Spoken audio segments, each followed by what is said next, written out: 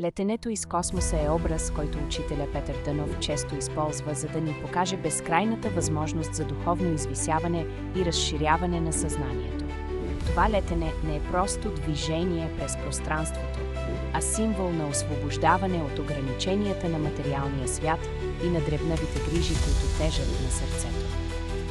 Когато човек се издига над тях, той усеща величието на духа си и се свързва с безкрайната мъдрост и светлина на Вселената.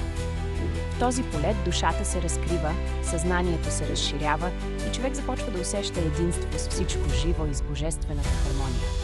Учителя казва, че истинската свобода е вътрешна. Тя идва, когато разчупим веригите на страха, съмнението и егоизма, когато сърцето се изпълни с любов, милосърдие и доброта. Летенето из космоса е път към тази свобода, да погледнем живота от високо, да обичаме безусловно и да бъдем носители на светлина и мъдрост. Така всеки от нас може да стане звезда върху небето на духовното съзнание, да сияе с доброта, истина и любов, да бъде израз на божествената красота и изящество. Това е истинската духовна свобода. Да летиш с духа си, да бъдеш в хармония с себе си, с природата и с цялата Вселена, носейки светлината на добродетелта и истината.